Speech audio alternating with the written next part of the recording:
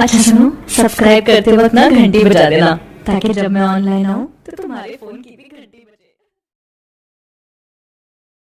प्रेम से बोलो शिव शंकर भगवान की सावन में लगल बाटे मेला बलम देव घर लेके चला हो।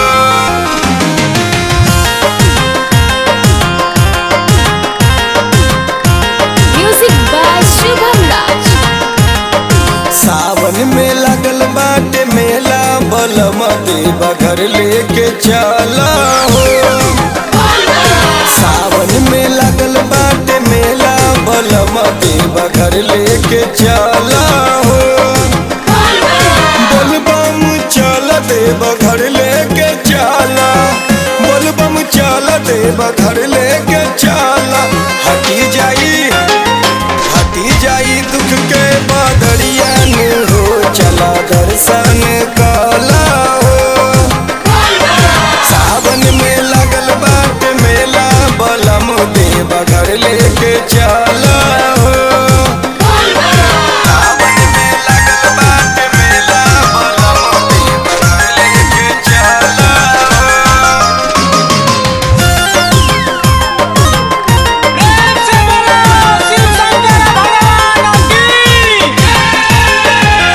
लेके कमरिया बाबा दुआरिया जे भी सावन में जाला, दुख परेशानी हर लिए भोलदानी रहिया न तन को बुझाला। घरवा के छोड़ सब काम बलम ऐसे हाथ नहीं माला हो। सावन में लगल बाट मेला बलम देव घर लेके चला हो।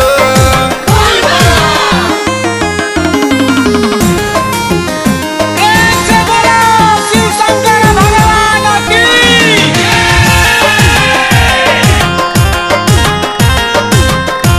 म्यूजिक बाय शुभम राज।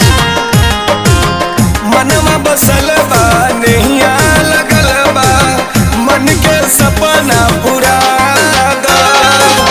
दर्शन नयनवा तरी पेला मनवा, बाबा के दर्शन करा दा। जाता रे जे पी पालन मदन उनका साथ तनी धला हो। सावन में लगल बाट मेला बलम देव घर लेके चला हो। बोलबम चल देव घर लेके चला, बोलबम चल देव घर लेके चला। हटी जाई दुख के बदरिया में हो, चला दर्शन